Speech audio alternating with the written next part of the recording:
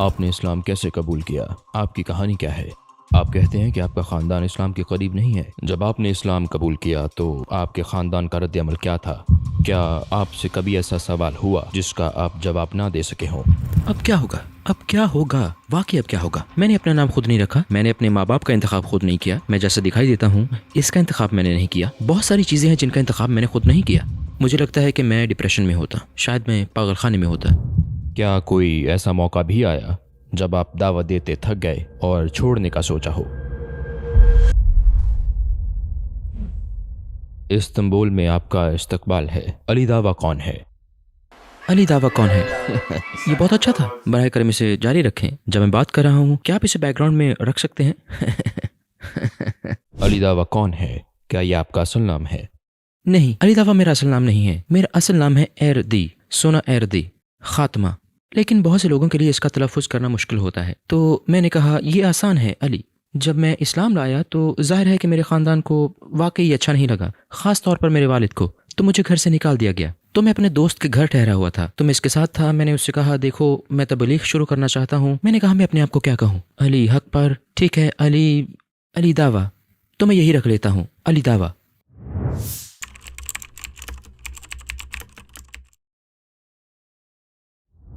لوگ آپ کو ایک سخت مزاج شخص سمجھتے ہیں۔ آپ اتنے غصیلے کیوں ہیں؟ کیا آپ مسکرا سکتے ہیں؟ جیسا کہ آپ دیکھ سکتے ہیں میں مسکراتا ہوں، حقیقت میں اکثر ہنستا ہوں، میں بہت خوش مزاج ہوں، مجھے مزہ بہت پسند ہے، مجھے باتیں کرنا پسند ہے۔ تو آپ اتنے غصیلے کیوں لگتے ہیں؟ آپ کو معلوم ہے یہ کیا ہے؟ اس کا دار و مدار اس پر ہے کہ میں کس پر غصہ ہوں، اور مجھے لگتا ہے جو ویڈیوز آپ دیکھتے ہیں میرے خیال میں یہ الگورتھم کا مسئلہ ہے، میرا نہیں، کیونکہ میری ویڈیوز تو مختلف قسم کی ہیں، لیکن مجھے لگتا ہے کہ الگورتھم غلط قسم کی ویڈیوز کا انتخاب کرتا ہے اور غلط ویڈیوز تجویز کر رہا ہے، تاکہ مثال کے طور پر جب ہم اسپیکرز کارنر پر جاتے ہیں تو اسپیکرز کارنر کا ایک الگ ماحول ہوتا ہے جو بالکل مختلف ماحول ہے، یہ ایک طرح سے فکری میدان جنگ ہونے کی مانند ہے۔ تو آپ یہاں ہیں اور وہاں کے حالات مختلف ہیں، تو جو کچھ ہو رہا ہوتا ہے کبھی آپ اسے اپنے ساتھ لے جاتے ہیں، کیونکہ میں پچھلے 9 سال سے ہر اتوار کو یہ کام کر رہا ہوں۔ ہر اتوار اگر میں سفر نہ کر رہا ہوں میں وہاں ہوں، تو یہ میرا معمول ہوتا ہے، کیونکہ میں اسے دعویٰ جم کہتا ہوں۔ یہ وہ جگہ ہے جہاں آپ تربیت کرتے ہیں، بات چیت کرتے ہیں۔ کیا ہوتا ہے کہ بعض اوقات میں اسی طرز عمل کو اپنے ساتھ گھر لے جاتا ہوں، تو جب میں گھر جاتا ہوں اور اگر میں اور میری بیوی کسی بحث میں پڑ جائیں اور پھر میں کہتا ہوں ٹھیک ہے ایک سیکنڈ ٹھہرو، آپ کی اس دلیل کی بنیاد اور اصل کیا ہے، اور وہ کہتی ہے سنو آج تم اسپیکرز کارنر پر نہیں ہو، ہاں اس سب کو وہیں چھوڑ دو، کیونکہ یہ ایسا ہے جیسے میں ایک ملحد سے بات کر رہا ہوں۔ جیسے آپ کی بنیاد کیا ہے، آپ کی دلیل کیا ہے؟ دلیل میں مغالطہ ہے، وہ سوچتی ہے تم کیا بات کر رہے ہو، ہوش و حواس میں واپس آ جاؤ۔ آپ شاپنگ پر جانا چاہتی ہو، آپ کی دلیل کیا ہے؟ بالکل، آپ کی دلیل کیا ہے؟ تو یہ ہے کہ آپ اسے ساتھ لے جاتے ہیں، تو بعض اوقات آپ کو ایسا کرنا پڑتا ہے کہ ایک سیکنڈ رک جاؤ، ٹھیک ہے میں اس وقت گھر میں ہوں آرام سے، تو ایسا ہوتا ہے۔ آپ دراصل ترکی سے ہیں، درست؟ بالکل، میں کیسری سے ہوں۔ لیکن آپ انگلینڈ میں رہتے ہیں۔ بالکل۔ تو میں آپ سے ایک سوال پوچھوں گا اور معلوم کروں گا کہ کیا آپ انگریزی کلچر میں رہتے ہیں یا آپ انگلش کلچر کے عادی ہو گئے ہیں۔ کیا آپ تیار ہیں؟ چائے یا کافی؟ کوئی نہیں۔ دوسرا سوال، ناشتے کے بارے میں، کارن فلیکس یا پاسترما؟ جانے دو، یہ میری توہین ہے، میں کیسری سے ہوں، یقیناً پاسترما اور سجوک۔ تو کیا آپ انگریزی کلچر کے عادی نہیں ہیں؟ کیونکہ مجھے میرا پاسترما بہت پسند ہے۔ ٹھیک ہے بھائی، آپ نے اسلام کیسے قبول کیا؟ آپ کی کہانی کیا ہے؟ میری کہانی یہ ہے کہ جب میں چھوٹا تھا تو میں لندن میں رہتا تھا، میں ساری زندگی لندن میں رہا ہوں۔ جب میں تقریباً 15-16 سال کا تھا میں گینگز میں شامل ہو گیا، مجھے بندوقوں کا بہت جنون تھا۔ میرے خیال میں کرتل وادسی ان میں سے ایک تھا، کیونکہ میں اسے دیکھتا تھا اور میں جانتا ہوں کہ یہ کتنا مقبول تھا۔ تو یہ ساری مافیا والی ذہنیت، اور لندن میں ہمارا اصل مافیا تھا جیسے ترک کرد جیسے وہ موجود ہیں۔ کیا آپ اپنے ساتھ ابھی بھی کچھ رکھتے ہیں؟ میرا مطلب ہے آج مجھے لگا کہ کہیں آپ خوف زدہ نہ ہو جائیں، اس لیے میں گھر پہ چھوڑ آیا، لیکن اگلی بار اپنی AK-47 ساتھ لاؤں گا۔ میں مذاق کر رہا ہوں۔ تو بات یہ ہے کہ میں بالکل جنونی قسم کا تھا، تو میں احمقانہ باتیں کیا کرتا تھا۔ پھر میرے والد مجھے لندن سے باہر لے گئے۔ جب میں لندن سے باہر چلا گیا تو میں لندن میں گینگز، لڑائی اور اس طرح کی چیزوں میں شامل رہتا تھا، لیکن جب میں وہاں گیا ماحول بدل گیا، تو گنڈوں کا سارا حرام طرز زندگی ختم ہو گیا۔ پھر دوسرا حرام طرز زندگی شروع ہو گیا، جیسے کلبوں میں جانا اور اس طرح کی دوسری چیزیں شروع ہو گئیں۔ اور میں سوچتا تھا ٹھیک ہے میں اپنی زندگی گزار رہا تھا مادیت پرستی اور صرف اچھی سے اچھی زندگی گزارنے کی کوشش میں، اور پھر وہاں ایک بنگالی بھائی تھا، بنگلہ دیشی، وہ میرے پاس آیا اور وہ مذہبی نہیں تھا، اور اس نے مجھے کہا، یعنی وہ مجھے دعوت دینے لگا اور اس نے مجھ سے اسلام کے بارے میں بات کی۔ اس وقت تک آپ کا عقیدہ کیا تھا؟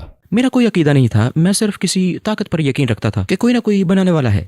پھر اس کے بعد اس نے مجھے ویڈیوز دکھائیں، ذاکر نائک، احمد دیدات، یوسف ایس کی، وہ مجھے یہ ویڈیوز دکھاتا تھا، اور مجھے یاد ہے کہ ایک دن وہ مجھے تراوی کے لیے لے گیا۔ میں نہیں جانتا تھا کہ یہ کیا ہے، اس نے صرف اتنا کہا ہاں آؤ، یہ ایک بہت مشکل آغاز تھا. یہ تو ہے، یہ ایک مشکل آغاز تھا، اور انہوں نے 8 نہیں بلکہ 20 پڑھی. وہ بار بار اٹھ کھڑے ہوتے، میں سوچتا تھا چلو شاید یہ آخری ہو، اور پھر بار بار مسلسل. مجھے یہ اچھا نہیں لگا، مجھے بالکل سمجھ نہیں آ رہی تھی. تو ہاں، میں نے وہ پڑھی، اور پھر اس کے بعد اس نے مجھے ویڈیوز دکھائیں، اور مجھے یہ دلچسپ لگی، کیونکہ ان دنوں میں خود سوچ رہا تھا، میں سوچنے کی کوشش کر رہا تھا کہ میرا مقصد کیا ہے، اگر میں مر جاؤں تو کیا ہوگا. اور میں بہت تجسس میں تھا، تو میں سوچتا تھا اگر میں مر گیا تو یہ بڑا دلچسپ ہوگا، جیسے بعد میں کیا ہوگا یا اس کے بعد کیا ہوگا. میں بہت متجسس تھا، لیکن میں سوچنے کی کوشش کر رہا تھا، کیونکہ مجھے سمجھ آ رہی تھی کہ میں حقیقت میں خوش نہیں ہوں.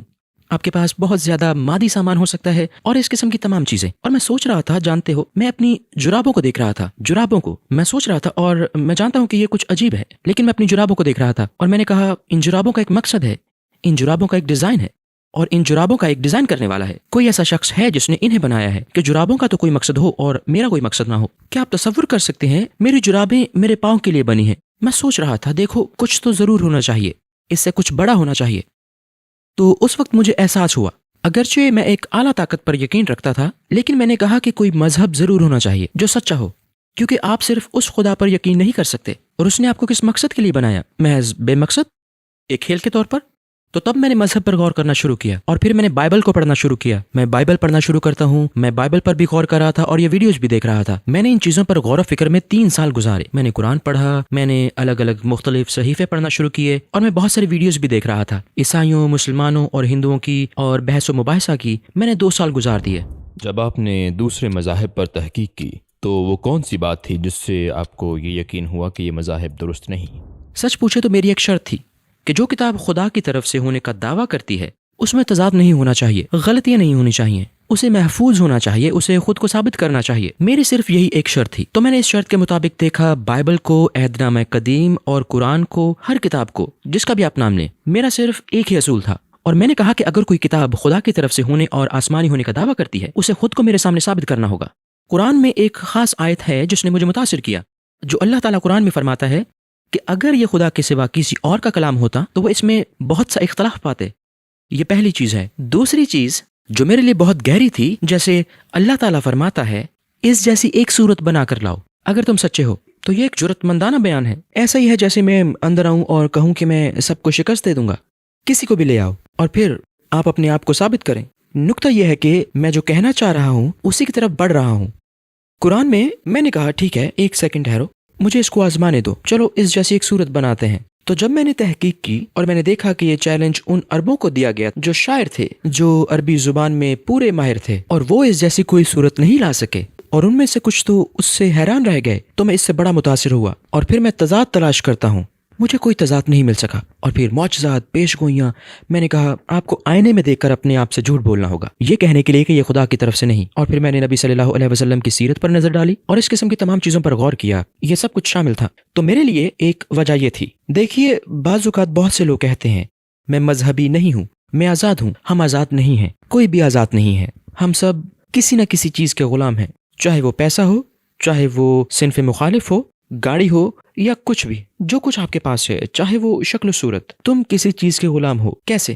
میں نے اپنا نام خود نہیں رکھا، میں نے اپنے ماں باپ کا انتخاب خود نہیں کیا، میں کیسا دکھائی دیتا ہوں اس کا انتخاب میں نے نہیں کیا. بہت سی چیزیں ہیں جن کا انتخاب میں نے نہیں کیا. میں آزاد کیسے ہو سکتا ہوں؟ تب مجھے خود احساس ہوا. اسلام سے پہلے میں کلبوں میں جایا کرتا تھا، ہاں، اور جب میں کلبوں میں جانے کا عادی تھا میں ایک سیاہ جمپر پہنتا تھا، اور مجھے یقین تھا کہ میں اس میں بہت خوبصورت لگ رہا ہوں. لیکن اس جمپر میں مجھے بہت بے چینی محسوس ہوتی تھی، مجھے خارش ہوتی. جانتے ہو یہ مواد، یہ ایک بہت کھردرا مواد، لیکن میں پھر بھی اسے پہنتا. کیوں؟ کیونکہ میں اس میں اچھا لگتا. اب جو سوال میں خود سے پوچھتا ہوں وہ یہ ہے کہ کیا یہ جمپر میرا آقا ہے؟ یہ میرا آقا ہے، یہ جانتے ہوئے بھی کہ یہ غیر آرام دہ ہے. مجھے اس سے نفرت ہے لیکن میں اس میں اچھا لگتا ہوں. میں نے کہا میں سب سے بڑا غلام ہوں کیونکہ میرا آقا یہ ہے، یہ جمپر میرا مالک ہے. بالکل ان لڑکیوں کی طرح جو اونچی ایڑیاں پہنتی ہیں اور ان کے پاؤں سے خون بہ رہا ہوتا ہے، وہ اسے کیوں پہنتی ہیں؟ کیونکہ اس میں اچھی لگتی ہیں. یہ تمہارا آقا ہے، وہ پیسہ جس کے لیے میں کام کرتا ہوں وہ میرا دوسرا آقا ہے. مخالف جنس لڑکیاں وہ میرا تیسرا آقا ہے. اور میں نے اپنے آپ سے کہا یہ سب میرے آقا ہیں اور میں ان سب کا غلام ہوں. مجھے احساس ہوا اور میں نے کہا مجھے زنجیریں توڑنی ہیں اور خود کو ان سے آزاد کرانا ہے. اور پھر میں نے کہا کہ وہ میری عبادت کے لائق نہیں ہے، کیونکہ جب ہم عبادت کی بات کرتے ہیں ہم صرف سجدے میں جانے کی بات نہیں کر رہے، کیونکہ یہ تو قرآن میں بھی ہے. بھلا تم نے اس شخص کو دیکھا جس نے اپنی خواہش کو معبود بنا رکھا ہے. تو جب ہم عبادت کی بات کرتے ہیں تو لوگ سمجھتے ہیں، جانتے ہو، جب ہم کہتے ہیں اوہ تم پیسے کی پوجا کرتے ہو، वो समझते हैं कि हम पैसे लेते हैं और उसके आगे झुक जाते हैं। नहीं, हम ऐसा नहीं करते। और अगर वो पैसा आपकी जिंदगी और सब कुछ है तो यही आपका इलाह है, आपका खुदा है। तो मैंने महसूस किया और कहा, मुझे इन जंजीरों को तोड़ना और गुलाम बनना है। क्या हमें उस अल्लाह का गुलाम नहीं बनना चाहिए जो इसका मुस्तहिक है?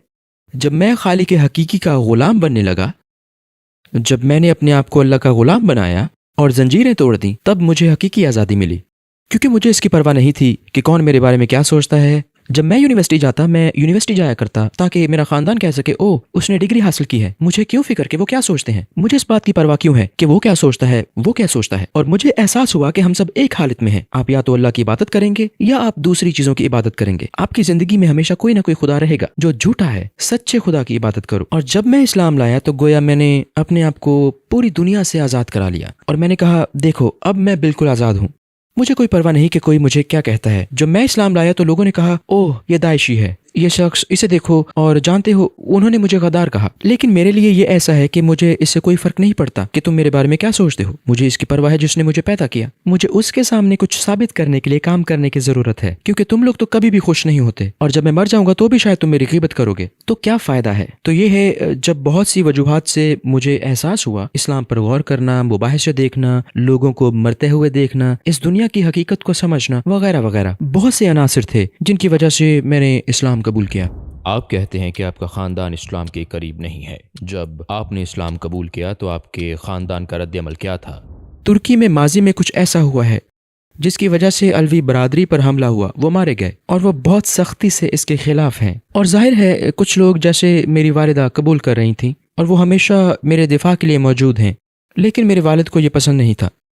मेरे वालिद ने कहा, वो चीज़ जिससे मुझे सबसे ज़्यादा नफरत थी वो मेरे ही ख़ानदान में पैदा हो गई। चुनांचे उन्होंने ऐसी बातें कहीं। मुझे एक बार का वाक़या याद है, मैं अपने दादा के घर था और सिर्फ बातें कर रहा था और मेरे वालिद आ गए। फिर इस्लाम का मामला दोबारा से खुल गया। मैं बात कर रहा था, बहुत तलखी हो गई और याद है कि मुझे घर जाना पड़ा। और जब मैं घर गया तो कहा, क्या मसला है, जैसे आप इतने मुखालिफ क्यों हैं, वगैरह वगैरह। तो उन्होंने मेरे चेहरे पर थप्पड़ मारा। उन्होंने मुझे थप्पड़ मारा, हाँ।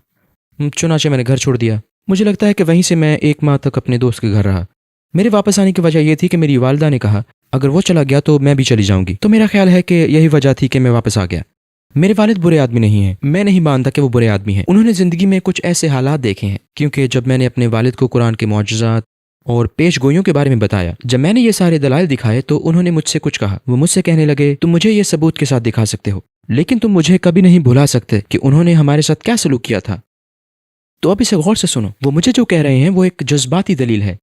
वो मुझे कोई मंतकी दलील नहीं दे रहे। वो कह रहे हैं कि ये बातें कानों को बहुत अच्छी लगती हैं, लेकिन वो कह रहे हैं कि मैं भुला नहीं सकता। या मुझे कैसा महसूस हुआ जब मैंने उन्हें अपने लोगों को मारते या जलाते देखा। अब इसका मदार मुझ पर है। मैं इसका जवाब कैसे दूं? मैं इसके मुतल्लिक क्या कहूं? मैं इस पर कुछ नहीं कह सकता, बिल्कुल सिफर। वाहिद तरीका जो मुझे तबलीग की बेहतर शक्ल मालूम हुई, जो मैं अपने वालिदैन के साथ कर सकता था, वो मेरा अमल था। नीज इसलिए नहीं कि आपके अंदर इस्लाम देखने का मौका मिले। और जाहिर है इससे पहले मैं अपनी वालिदा के साथ कैसे पेश आता था, अब मैं कैसा हूँ, मेरी वालिदा जानती हैं। मेरी वालिदा देखती हैं कि मेरा उनके साथ जो बर्ताव पहले था अब बिल्कुल बदल चुका है। इसलिए मैंने सिर्फ इस्लाम को बेहतरीन अंदाज में पेश करने की कोशिश की। अब मेरे वालिद कभी कभी जैसे वो टीवी चलाते हैं और वो कहते हैं बिन लादेन, वो कहते हैं आओ तुम्हारा दोस्त टीवी पर आया है, और वो मुझे यही कहते हैं, तो वो इस तरह की बातें करते हैं। या फिर वो मुझे मिस्टर हाजी कहते हैं। तो बात यह है कि बाज़ औक़ात जब वो कहते हैं मैं तो हंस देता हूँ, या कभी मैं ऐसे करता हूँ, अगर वो गुस्से में हूँ तो मैं इनका बोसा ले लेता हूँ। वो लोग जो अपनी ज़िंदगी में बाद में इस्लाम कबूल करते हैं, उन्हें बाज़ औक़ात कुछ मुश्किलात भी पेश आ सकती हैं, ख़ास तौर पर उनकी पुरानी आदत के हवाले से, जैसे डेटिंग, शराब नोशी। उन्हें नमाज रोज़े की आदत डालने में भी दिक्कत पेश आ सकती है। उन मसाइल के हवाले से आपके लिए बड़ा चैलेंज क्या था?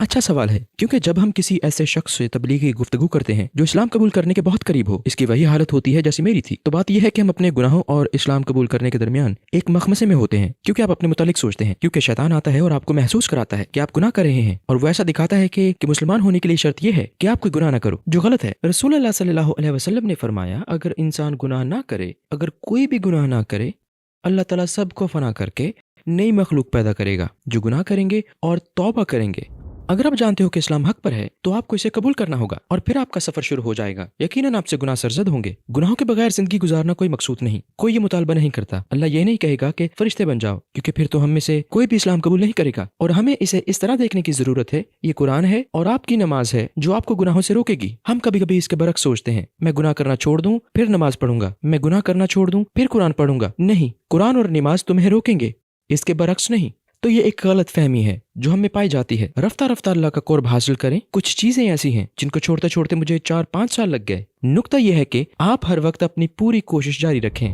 کس عادت کو چھوڑنا سب سے مشکل تھا، شراب پینا یا ڈیٹنگ کرنا؟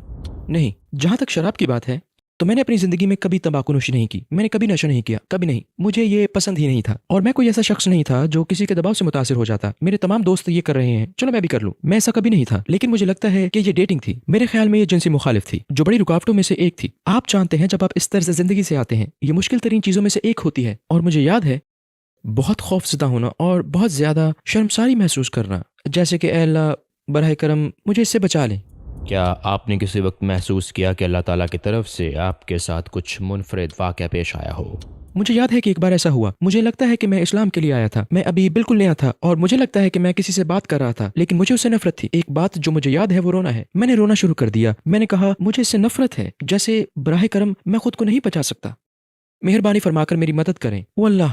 مجھے یاد ہے کہ میں نے دعا کی اور گویا کسی نے مجھے سلا دیا اور میں تبلیغ میں بیدار ہوا. مجھے ایسا ہی محسوس ہوتا ہے. مجھے لگتا ہے جیسے کسی نے ابھی کہا ٹھیک ہے سو جاؤ. جب میں بیدار ہوا مجھے صرف اتنا یاد ہے کہ 1.5 سال بعد میں تبلیغ کر رہا تھا اور پھر مجھے یاد آیا، مجھے یہ بات یاد آئی. میں کوشش کر رہا تھا لیکن گویا جیسے کسی نے مجھے زبردستی سلا دیا اور مجھے نہیں معلوم. میں صرف تبلیغ میں بیدار ہوا. مجھے نہیں معلوم کہ سب کچھ اتنی جلدی کیسے ہوا. اس سے مجھے وہ یاد آتا ہے جو اللہ تعالیٰ قرآن میں فرماتا ہے، اگر تم مجھ سے ڈرتے ہو میں تمہیں ایسی جگہ سے نکلنے کا راستہ دوں گا جس کا تم نے کبھی تصور بھی نہیں کیا ہوگا.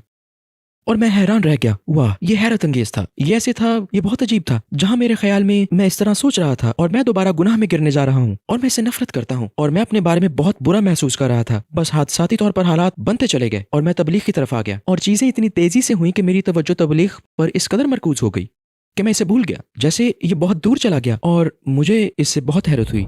آپ کے خیال میں اگر آپ اسلام قبول نہ کرتے تو اس وقت کہاں ہوتے؟ یہ ایک بہت اچھا سوال ہے. میں 1 ماہ پہلے ہی خود سے یہ سوال پوچھ رہا تھا. میں سوچ رہا تھا شاید میں صرف کلبنگ جاری رکھتا. میں نے سوچا کیسی بری زندگی ہوتی. کیا آپ تصور کر سکتے ہیں کہ کتنی بیزار کن، بے جان، بے مقصد آپ بار بار وہی کام دہراتے رہتے ہیں اور اس سے کیا ہوتا ہے کہ آپ دوسری چیزوں کو تلاش کرنا چاہتے ہیں. بات یہ ہے کہ آپ رکتے نہیں ہیں. اور میں سوچ رہا تھا کہ میں انتہائی خوفناک جگہ ہوتا. مجھے لگتا ہے کہ میں افسردہ، خوفناک حالت میں ہوتا. کوئی مقصد نہیں. سچ میں اس بارے میں سوچ کر ہی پریشان ہو رہا تھا. او میرے خدا، نہیں، میں کہاں ہوتا جس کے بارے میں سوچ ہی مجھے پریشان کر دیتی ہے. کیونکہ جب آپ اپنے مقصد کو نہ پہچانتے ہوں اور جب آپ کو دنیا مل جائے، آپ اس مقام پر پہنچ جاتے ہیں جہاں آپ خالی ہوتے ہیں. آپ کو سب کچھ مل جاتا ہے. اب کیا ہوگا؟ واقعی اب کیا ہوگا؟ یہ وہ جگہ ہے جہاں خودکشی، ذہنی دباؤ. مجھے لگتا ہے کہ میں ڈپریشن میں ہوتا. شاید میں پاگل خانے میں ہوتا. آپ نے یوٹیوب چینل شروع کرنے کا فیصلہ کیوں اور کیسے کیا؟ میں یوٹیوب چینل شروع نہیں کرنا چاہتا تھا. میں اسپیکرز کارنر پر صرف تبلیغ کے لیے گیا تھا اور ایک دوست تھا جس کے ساتھ میں کام کرتا تھا. اس نے مجھ سے کہا ایک چینل شروع کرو. میں نے کہا نہیں، میں کیمرے سے شرماتا ہوں، مجھے اس قسم کی چیزیں پسند نہیں ہیں. میں نے کہا مجھے خوشی ہے کہ میں صرف اپنا کام کر رہا ہوں. اس نے کہا نہیں شروع کرو. وہ مجھے سمجھاتا رہا، نہیں یہ اچھا ہے، تم یہ کرو. میرے چینل پر میری پہلی 2 ویڈیوز اگر آپ پیچھے جائیں یہ بہت غیر پیشہ ورانہ طور پر فون پر ریکارڈ کی گئی تھیں. ہاں بس بنا دی اور پھر بہت سارے لوگوں کو فائدہ ہوا اور میں نے سوچا ٹھیک ہے اور پھر میں نے ایک کیمرے کے لیے فنڈ اکٹھا کیا. یہ وہ کام ہے جس کا میرا ارادہ نہیں تھا. کیا آپ کوئی ایسا واقعہ بتا سکتے ہیں جس نے آپ کو انٹرویوز کے دوران سب سے زیادہ متاثر کیا ہو؟ جہاں کچھ بہت دلچسپ ہوا ہو. جان فاؤنٹین نامی ایک بھائی ہے، وہ الحمدللہ مسلمان ہے. میں تب نیا تھا. ہوا یہ کہ میں ایک دوست کے گھر ان کے ساتھ تھا. ہم تبلیغ کے لیے کسی جگہ جانے لگے تھے تو میں اور وہ روانہ ہو جاتے ہیں. ہم ٹرین میں ایسے ہی بیٹھے تھے. انہوں نے کہا چلو دعا کرتے ہیں اور پھر انہوں نے دعا شروع کی تو میں سن رہا ہوں اور آمین کہہ رہا ہوں، اے اللہ فضل فرما اور ہماری تبلیغ کے نتیجے میں 3 بجے تک کسی کو اسلام کی توفیق بخش دے.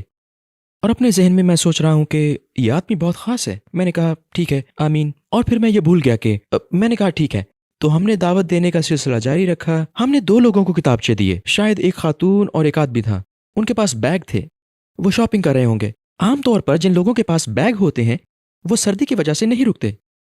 ان کے پاس بیگ تھے. مذہب آخری چیز ہوتی ہے جس کے بارے میں آپ بات کرنا چاہتے ہیں. وہ ایسے آئے جیسے کوئی طے شدہ ملاقات ہو. وہ بالکل میرے سامنے آئے اور رک گئے. اپنے بیگ رکھ دیے اور سوال پوچھنے لگے، اور وہ مجھ میں بہت دلچسپی لے رہے تھے۔ ہم اس پر یقین رکھتے ہیں۔ تھوڑی دیر کے لیے تو میں حیران رہ گیا، دلچسپ۔ اور پھر انہوں نے کلمہ شہادت پڑھ لیا۔ میں نے اس کے بارے میں سوچا بھی نہیں تھا، اور پھر میں نے کہا جان کو کہو کہ اندر آئے اور تصویریں وغیرہ کھینچ لے۔ میں نے بتایا کہ انہوں نے کلمہ شہادت پڑھ لیا اور جان کی حالت قابل دید تھی۔ علی علی، یہ کیا ہے اسکول کے دور کی طرح؟ اور میں نے کہا تمہارے اندر جن آ گیا ہے کیا؟ چلا کیوں رہے ہو؟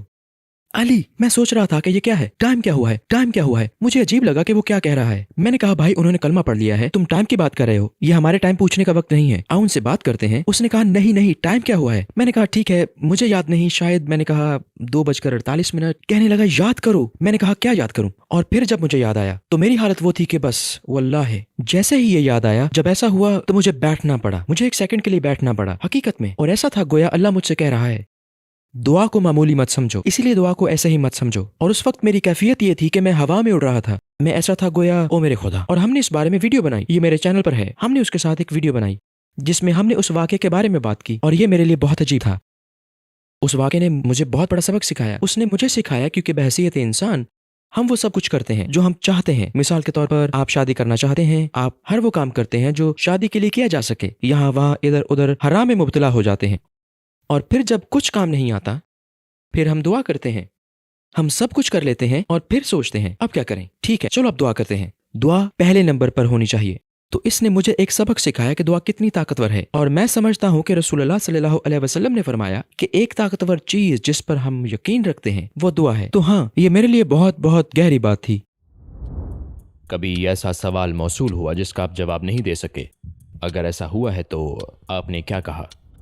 ہاں، میرے ساتھ بہت بار ایسا ہوتا ہے، مجھے دوسری چیزوں سے متعلق سوال ملتے ہیں جن کا میں جواب نہیں دے سکتا، لیکن اللہ قرآن میں فرماتا ہے اگر تم نہیں جانتے تو جاننے والوں سے پوچھو۔ تو میں اپنے سینئر سے پوچھ لیتا ہوں اور میں کہوں گا دیکھو مجھے جو اس میدان کے لوگ ہیں ان سے ملنے دو۔ سادہ سا سوال یہ ہے کہ کیا آپ اس کا جواب دے سکتے ہیں؟ میرے خیال میں مجھے نہیں معلوم یہ کہنا بھی مذہب کا حصہ ہے۔ دیکھیں، آپ ہر چیز کے بارے میں نہیں کہہ سکتے کہ میں جانتا ہوں، یہ حقیقت میں برا ہے۔ دیکھو، سوچو، آپ لفٹ میں ہیں اور آپ نے دیکھا کہ ایک نوجوان جو نماز نہیں پڑھتا، آپ چاہتے ہیں کہ وہ نماز پڑھنا شروع کر دے، آپ کے پاس صرف ایک موقع ہے، آپ اس سے کیا کہیں گے؟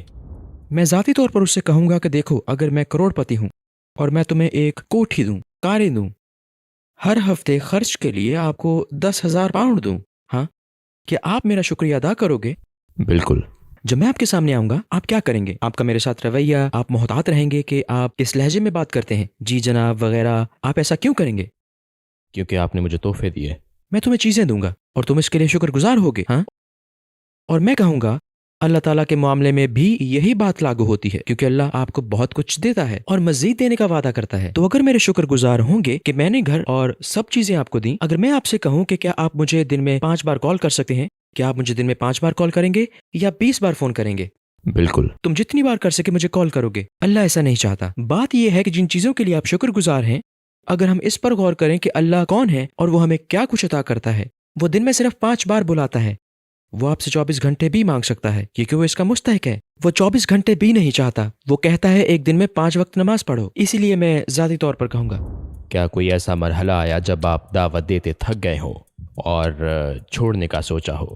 تقریباً 2 سال پہلے، 2.5 سال پہلے میں بہت مشکلات سے گزر رہا تھا، اور یہاں تک کہ میرے ارادے، میں در حقیقت اپنی نیت پر سوال اٹھا رہا تھا۔ میں پوچھ رہا تھا میں ایسا کیوں کر رہا ہوں، کیا تم یہ اللہ کے لیے کر رہے ہو؟ میں جانتا ہوں کہ ایسا نہیں ہے، میں کیا کر رہا ہوں؟ میں ایسے مقام پر پہنچ گیا جہاں میں سمجھ نہیں سکتا تھا، میں نہیں جانتا۔ یہاں تک کہ اگر آپ مجھ سے یہ سوال پوچھیں کہ کیا آپ یہ تبلیغ اللہ کے لیے کر رہے ہیں، میں انشاءاللہ کہوں گا میں نہیں جانتا، کیونکہ آپ کی نیت ایک بہت وسیع دائرہ ہے، جہاں بعض علماء جنہوں نے بڑی بڑی کوششیں کی کہنے لگے کہ ہم نے یہ بغیر نیت کے کیا، آج یہ میرے حق میں ہے، کل یہی میرے خلاف ہوگا۔ تو میری نیت ایک ایسا نقطہ تھا جہاں میں نے کہا کہ میں دعوت کو چھوڑ رہا ہوں، کیونکہ میں جاری نہیں رکھ سکتا، کیونکہ ہم جہنم کی آگ میں داخل ہونے والے پہلے 3 لوگوں میں سے ایک کے بارے میں جانتے ہیں۔ آپ کو یہ حدیث معلوم ہے؟ جہنم میں جانے والے پہلے 3 لوگ جو مسلمان ہیں، قرآن کا قاری، صدقہ دینے والا، جہاد کرنے والا۔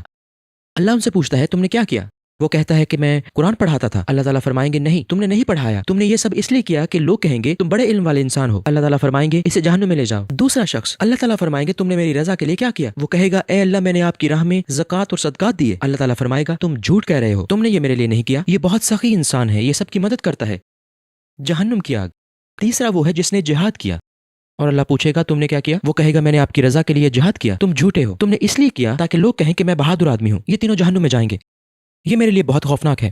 तो अल्लाह के सामने खड़े होने का तसव्वुर करें, अल्लाह सवाल करता है तुमने क्या किया? मैंने इस्लाम की दावत दी। वो कहता है कि तुम झूठे हो, तुमने ये शोहरत के लिए किया, तुमने ये फला फला मकसद के लिए किया। तो ये मेरे लिए बहुत खौफनाक था। क्या आप उस अरसे में रुक गए थे? मैं सोच रहा था। मैंने अपने उस्ताद से बात की और उन्होंने कहा ऐसा ना करो, ये शैतान है। उन्होंने कहा आप अल्लाह की रजा की खातिर शुरू किए गए काम को छोड़ नहीं सकते, ऐसे काम की वजह से जो इसकी रजा के लिए ना हो। मुझे ये करना था। मैं इस नतीजा पर पहुंचा जिसने मेरी मदद की, जो कि दर्ज झैल है। मैंने कहा अगर मैं अल्लाह के सामने खड़ा हूँ, अगर अल्लाह कहे कि तुमने मेरे लिए क्या किया, तो मैं अपनी दावत का जिक्र नहीं करूंगा।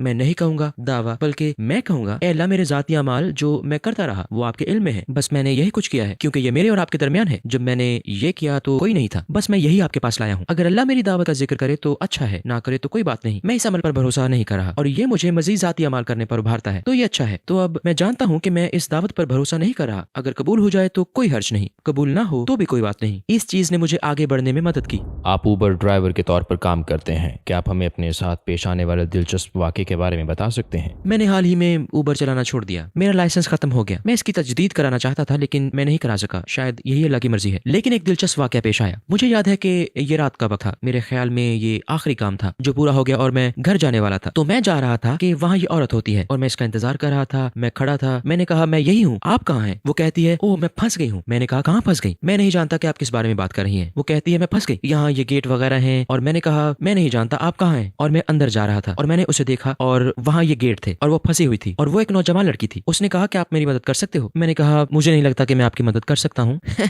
क्योंकि मुझे अपनी मदद की जरूरत है। तो उसने कहा मुझे जाना है, मैं फंस गई हूँ। मैंने कहा बटन तलाश करो, मुमकिन है यहाँ बटन हो।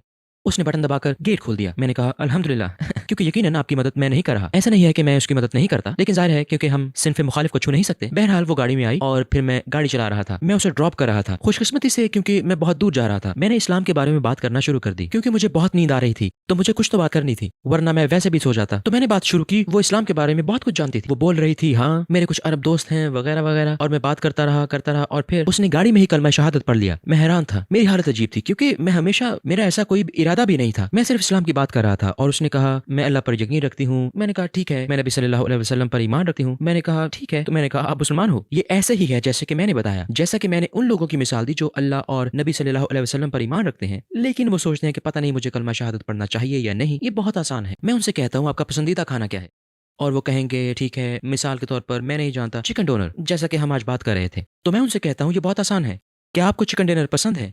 जी हाँ। मेरे साथ दोहराओ, मुझे चिकन डिनर पसंद है।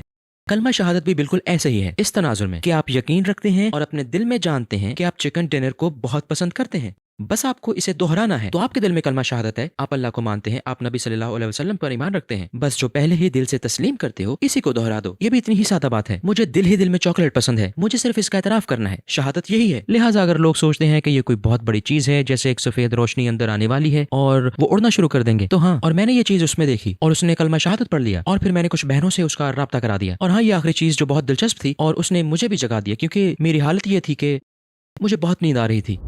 एक दफ़ा का जिक्र है, आपने ऐलान किया आप अपनी शादी की दस्तावेज़ फ़िल्म जारी करेंगे, लेकिन आप ऐसा नहीं कर सके। कौन सा काम ज़्यादा मुश्किल है, शादी करना या शादी के बारे में कोई दस्तावेज़ी फ़िल्म बनाना? मेरा ख्याल है कि बहुत अरसे बाद मुझसे एक बेहतरीन सवाल पूछा गया है। मुझे अपनी हर वीडियो पर बहुत से कमेंट्स मिलते हैं, शादी की दस्तावेजी फिल्म कब आ रही है, कब आ रही है, कब आ रही है। ये सिर्फ 6 साल लेट है। उसकी वजह यह है कि मैंने जिंदगी के बहुत से सबक सीखे हैं और ये कि दस्तावेजी फिल्म में मैं एक मुसलमान के तौर पर अपना तज्जिया बयान करूंगा जो हलाल काम करता है।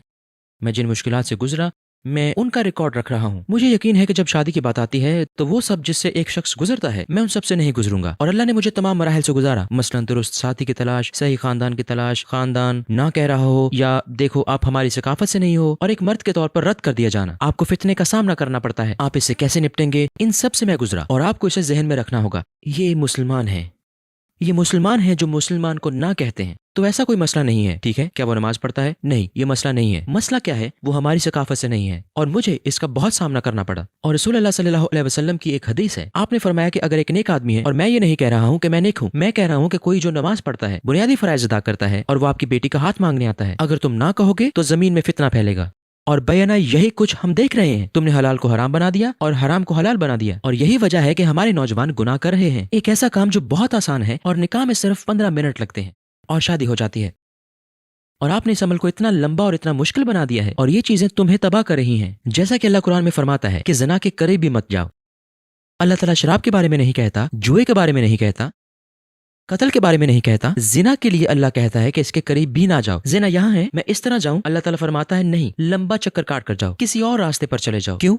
क्योंकि ये चीज यहाँ तबाह कर देती है। जैसा कि मैंने अपने कजन के बारे में कहा था जिसने खुदकुशी कर ली। एक लड़की का मामला था। निकाह का ये मसला तौहीद का मसला है। मैं अल्लाह पर भरोसा रखते हुए इन्हें दोबारा अल्लाह से जोड़ने की कोशिश कर रहा हूँ। यहाँ तक कि हमारी बहनें भी जब हिजाब उतारती हैं या इसे सजा सवा रही हैं, यहाँ मसला तवक्कुल है। आप जो कह रहे हैं वो बहुत आसान है और शैतान मुझे भी बहकाने की कोशिश करता है। जब आपको लगता है कि मामला आपके हाथ में नहीं है, लिहाजा जब कोई बहन अपने बाल दिखाती है या तंग कपड़े पहनने लगती है, मसला यहाँ तौहीद है, क्योंकि वो जो कह रही है वो दर्ज झैल है। दर हकीकत वो ये कह रही है कि मुझे नहीं लगता कि अल्लाह मेरे लिए किसी को ढूंढ सकता है, लिहाजा मैं मामलात को अपने हाथ में लेने जा रही हूँ। मैं अपना जिस्म दिखाने जा रही हूँ और मैं मखसूस तरीके से कपड़े पहनने जा रही हूँ ताकि मैं किसी को तलाश कर सकूं। क्या आप इसका तसव्वुर कर सकते हैं? जरा सोचिए। और भाइयों के साथ भी ऐसा ही होता है। भाई मिसाल के तौर पर वो मनशियात बेचते हैं क्योंकि मैंने शादी करनी है, मुझे सब कुछ फराहम करना है। मसलन क्या तुम उस पर भरोसा नहीं करते जिसने आसमान, जमीन और कायनात को पैदा किया है? क्या आपने वो वीडियो देखी है जिसमें हमारा सयारा दिखाया गया है और सितारा दिखाया गया है और चांद और ये, क्या आपने देखी है? क्या आप इसका तसव्वुर कर सकते हैं कि जिसने ये सब कुछ बनाया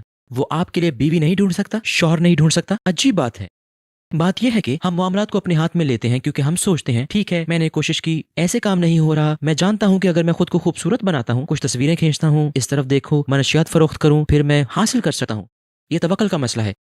अल्लाह आपको आजमाएगा, आपका इम्तिहान होने जा रहा है और अल्लाह तुम्हें बीवी दे सकता है। वो तुम्हें बीवी दे सकता है, वो आपको बेहतरीन शौहर दे सकता है। आप जानते हैं मैं बहुत मुश्किलात से गुजरा हूँ, बहुत ज्यादा। उसने मुझे आजमाया, हकीकत में चट्टान पर धकेल दिया। मैं चट्टान के दहाने पर था। इस तरह अच्छी बात यह है कि तुम अल्लाह पर भरोसा रखो। जब आप इसकी खाई में गिरेंगे तो आपके पास एक अच्छा पैराशूट होगा और आपकी लैंडिंग अच्छी होगी और आपकी बीवी और शौहर नीचे इंतजार कर रहे होंगे। बात यह है कि आपको आजमाया जाएगा और अल्लाह आपको इम्तिहान में डालेगा। साबित कदम रहोगे तो दुआ कबूल होगी, मेरा यकीन करें। आपके ख्वाब क्या हैं और सबसे बड़ा मकसद क्या है जो आप हासिल करना चाहते हैं? फिलहाल मैं देखूंगा कि शादी की दस्तावेजी फिल्म इन चीज़ों में से एक है जो ये एक ऐसा मंसूबा है जिसे मैं सदका जारिया समझता हूँ। ये इतना बड़ा मसला है। नाजायज ताल्लुकात और गलत शख्स से शादी करना भी तबाहकुन हो सकता है। आप गलत शख्स से शादी कर लो, ये सही लफ्जों में आपका खात्मा हो सकता है। तो हमारे लिए बहुत अहम है कि बहुत मोहतात रहें कि शादी के लिए किसका इंतखाब करते हैं। इससे मेरा मकसद लोगों की शादियां कराना नहीं है। मैं चाहता हूं कि लोगों की शादियां बाकी रहें। क्या इंग्लैंड में मुसलमान होना मुश्किल है? क्या आपको कभी बरतानिया में रहने पर अफसोस हुआ? नहीं, मेरे ख्याल में इंग्लैंड बहुत अच्छी जगह है। मेरा नहीं ख्याल कि किसी मुसलमान मुल्क में इससे बेहतर हो सकता है। मैं आज़ादाना तौर पर अमल कर सकता हूँ, मैं आज़ादाना तबलीग कर सकता हूँ। अगर आप नमाज पढ़ना चाहते हैं तो क्या आपके लिए मस्जिद तलाश करना आसान है? जी हाँ, बिल्कुल। मिसाल के तौर पर अगर मैं खरीदारी कर रहा हूँ, अगर मैं सड़क से दूर हूँ और मैं कपड़े की एक दुकान देखता हूँ, मैं वहाँ जाऊँगा, एक टी शर्ट पहनकर चेक करूंगा और खुद कपड़े तब्दील करने वाले कमरे में नमाज अदा कर लूंगा। ये बहुत आसान है। ये एक कपड़े बदलने का कमरा है, कपड़े पहन कर देखें। मैंने एक पत्थर से 2 परिंदे शिकार कर लिए। कोई अगर दस्तक दे तो क्या होगा? अरे साहब, क्या आप मौजूद हैं? मैं कहूँगा अल्लाह अकबर। हो सकता है वो डर के चला जाए। मुझे नहीं मालूम कि क्या होगा।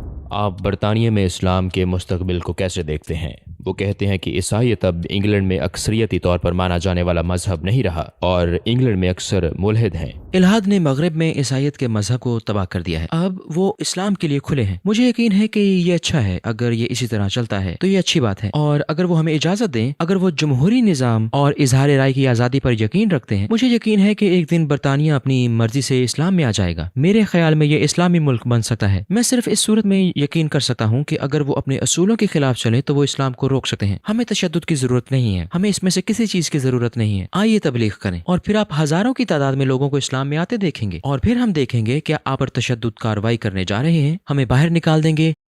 हम नहीं जानते कि आप क्या करने जा रहे हैं। हमारा काम यह है कि आप हमें हमारी तबलीग करने दें, बाकी हम देख लेंगे। मुझे यकीन है कि पूरा मुल्क इस्लाम की तरफ आएगा, इसलिए कि जिस चीज का इन मुल्हिदों को एहसास नहीं था वो है कि लोग रूहानियत पसंद होते हैं और अब वो रूहानी तौर पर भूखे हो गए हैं। वो भूखे मर रहे हैं। हम खाना खाते हैं और पानी पीते हैं क्योंकि हम अपने जिस्म को बरकरार रखना चाहते हैं। हम सोते हैं। रूह भी ऐसे ही है। रूह की ग़िज़ा रूहानियत है। एक बार जब वो छिन जाए, वो जो समझते हैं वो एक बीमारी है। मगरिब में लोग रूहानी तौर पर भूखे हैं, वो रूहानी तौर पर मर रहे हैं और इसकी वजह से तो वो समझ जाते हैं कि इस्लाम इसका शानदार हल है, तो लोग इस्लाम की तरफ आ रहे हैं। और अब वो सोचते हैं कि हमने ईसाईयत से छुटकारा पाकर बहुत बड़ी गलती की है, लेकिन अब इस्लाम इसकी जगह ले रहा है। तो अब वो कहते हैं ठीक है, अब हम क्या करें। इसीलिए आपको आप जैसे लोग मिलते हैं जो अब नए मुल्हिद हैं, जो रूहानियत में जा रहे हैं, इल्हादी रूहानियत, क्योंकि वो समझते हैं कि ये सिर्फ मादी दुनिया नहीं है, लोगों के درمیان گہرے روحانی روابط ہیں تو یہ وہیں جا رہے ہیں، لیکن انہوں نے ہمارے لیے کام کیا ہے کہ اب ہم لوگ اسلام کی طرف آ رہے ہیں۔ جانتے ہو پارک میں بہت سے لوگوں میں مجھے یاد نہیں کہ ایک شخص بھی عیسائی ہوتا ہو۔ دعوت دینے کی بجائے آپ اپنی نماز پڑھ سکتے تھے، قرآن پڑھتے، باقاعدہ مسلمان بن کر زندگی گزارتے۔ آپ نے اس راستے پر چلنے کا انتخاب کیوں کیا؟ آپ ہر اتوار کو دعوت دینے کے لیے کیوں جاتے ہیں؟